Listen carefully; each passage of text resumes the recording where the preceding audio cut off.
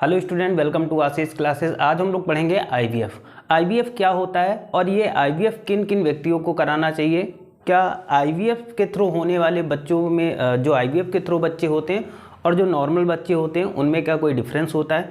तो इन सभी चीज़ों के बारे में हम लोग डिस्कस करेंगे। तो आइए हम डिस्कस करते हैं। सबसे पहले अगर हम बात करते हैं आईवीएफ, ठीक है, तो आईवीएफ का फुल फॉर्म होता है इन विट्रो फर्टिलाइजेशन। ठीक है, आईवीएफ का फुल फॉर्म क्या होता है? इन विट्रो फर्टिलाइजेशन, या इसे हम टेस्ट ट्यूब बेबी के नाम से भी जानते हैं। ठीक है, अब आईवीएफ की बात कर लेते हैं तो कई सारे लोगों का ये क्वेश्चन रहता है कि जो बच्चे आईवीएफ के थ्रू होते हैं या जो बच्चे नॉर्मल होते हैं तो उनमें क्या डिफरेंस होता है। तो ऐसा बिल्कुल नहीं होता है, यानी चाहे बच्चा आईवीएफ के थ्रू पैदा हो या फिर कोई नॉर्मल बच्चा पैदा होता है तो दोनों सेम होते हैं। ठीक है, आईवीएफ के द्वारा कोई भी ऐसी चीज़ नहीं होती जिससे बच्चों में कोई अंतर या डिफरेंस पाया जाए। ठीक है, आईवीएफ एक बहुत ही अच्छी टेक्निक है जिसके थ्रू हम क्या कर सकते हैं कि ऐसे पेरेंट्स या ऐसा कपल जिनको बच्चे नहीं हो रहे हैं उनको आईवीएफ के थ्रू बच्चे हो सकते हैं। ठीक है, अब आईवीएफ कितना इम्पोर्टेंट है? तो आईवीएफ इसलिए भी इम्पॉर्टेंट है क्योंकि आईवीएफ के थ्रू हम क्या कर सकते हैं कि देखो, एक तो क्या होता है आईवीएफ के थ्रू बच्चे पैदा होते हैं, लेकिन आईवीएफ के थ्रू क्या होता है कि जो बच्चों में जेनेटिक प्रॉब्लम्स हों, जैसे मान लेते हैं कि कोई चाहता है कि जो प्रॉब्लम हमें हमारी जेनेटिक्स हैं और वो प्रॉब्लम्स हमारे बच्चे में ना हो, तो वो क्या करते हैं, ऐसे लोग आईवीएफ के थ्रू बच्चे को पैदा कर सकते हैं। ठीक है, तो आईवीएफ बहुत ही अच्छी टेक्नोलॉजी है।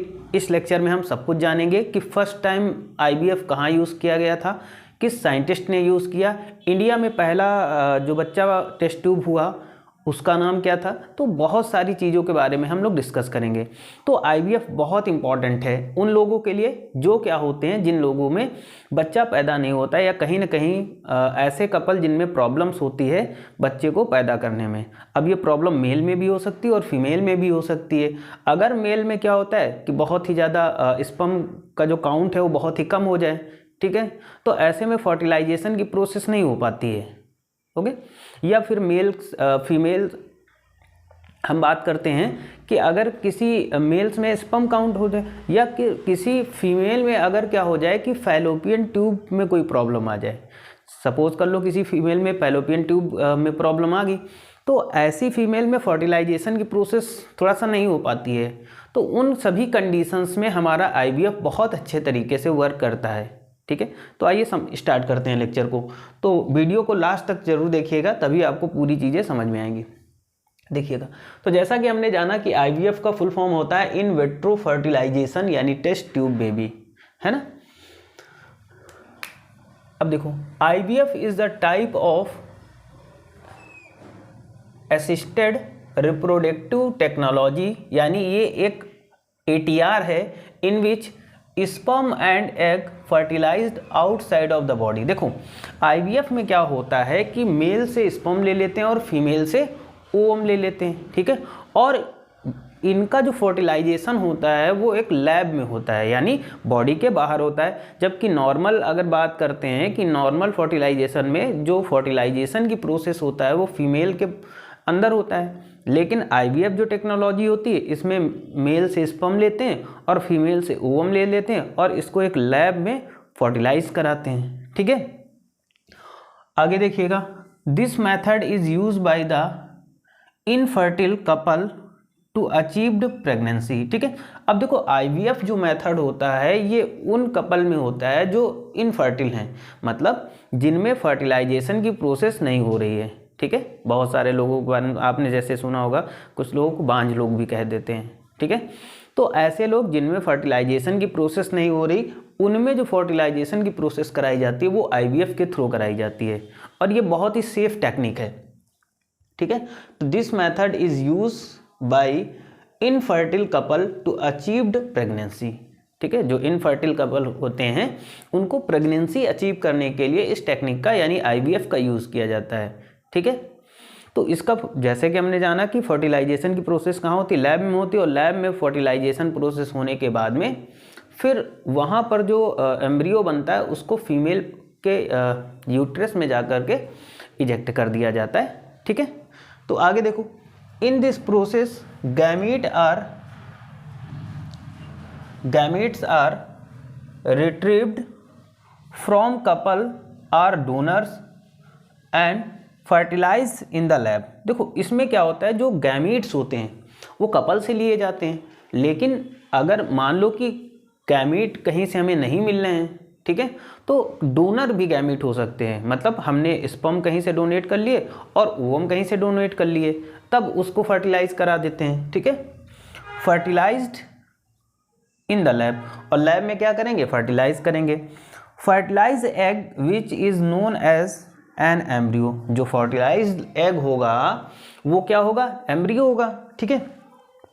Is implanted inside the uterus, जिसको हम लोग क्या करते हैं, अ फ्यू डेज, कुछ दिनों के बाद में यूट्रस में इम्प्लांट कर देते हैं, ठीक है।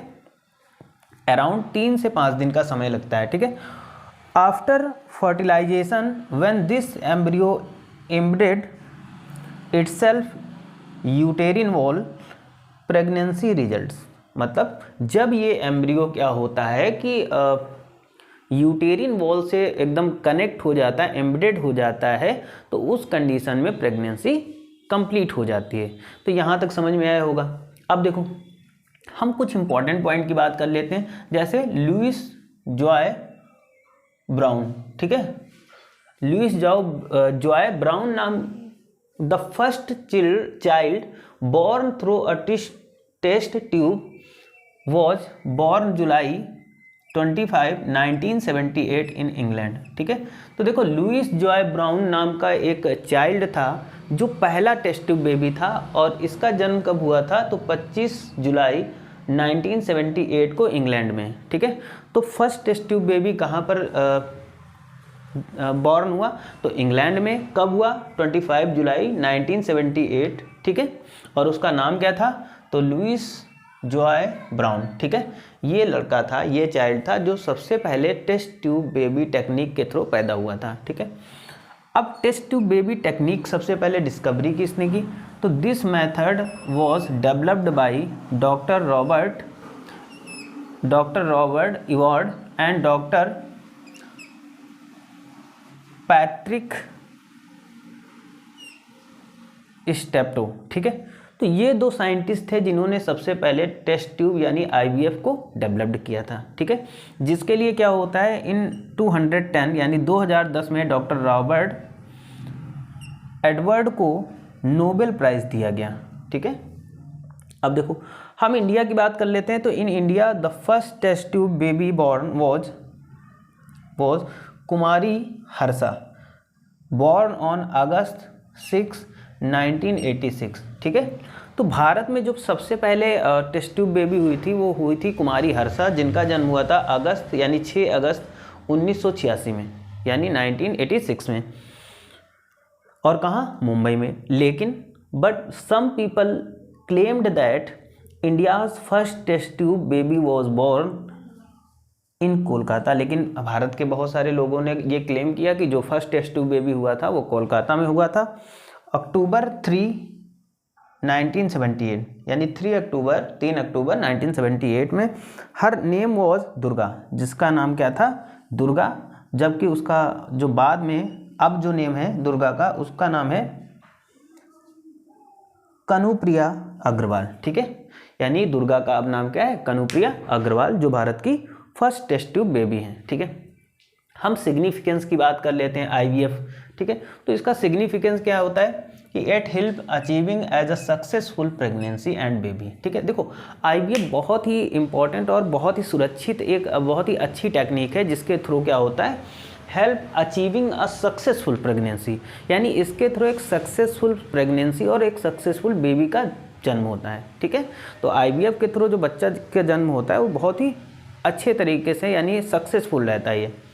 नेक्स्ट पॉइंट आ जाता है कि IVF can make it reality for people who would be unable to have a baby, ठीक है। तो आईवीएफ उन सभी लोगों के लिए या कपल के लिए यूज़फुल हैं जो बेबी प्रोड्यूस करने में या बच्चे को जन्म देने में असफल होते हैं, यानी ऐसा कपल जो बच्चे को जन्म नहीं दे पाता, वो उसके लिए ये टेक्निक बहुत ही ज़्यादा यूज़फुल है।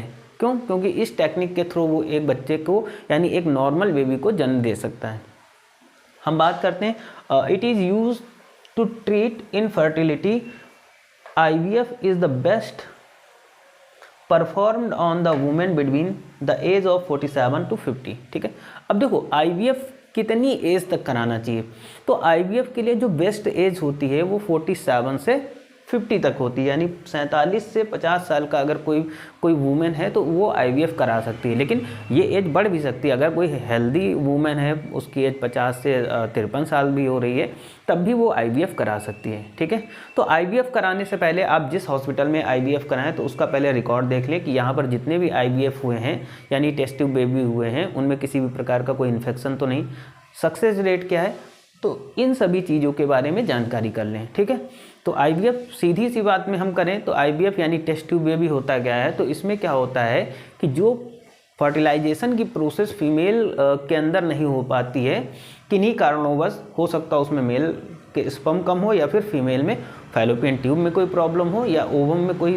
दिक्कत हो, इन सभी कंडीशन में IVF बहुत ही ज़्यादा यूज़फुल होती है। ऐसे में क्या होता है, स्पर्म और ओवम को निकाल करके लैब में उनका फर्टिलाइजेशन कराया जाता है और फर्टिलाइजेशन कराने के बाद में जब क्या होता है कि जाइगोट बन जाता है, जाइगोट से फिर जब वो एम्ब्रियो बन जाता है फिर उस एम्ब्रियो को फीमेल के यूट्रस में प्लांट कर दिया जाता है और इस तरीके से एक हेल्दी बेबी का जन्म होता है। ठीक है, तो आई थिंक समझ ले बहुत ही ज़्यादा इम्पॉर्टेंट है IVF उन कपल्स के लिए, बहुत ज़्यादा इम्पॉर्टेंट है जो बच्चे को जन्म नहीं दे पाते।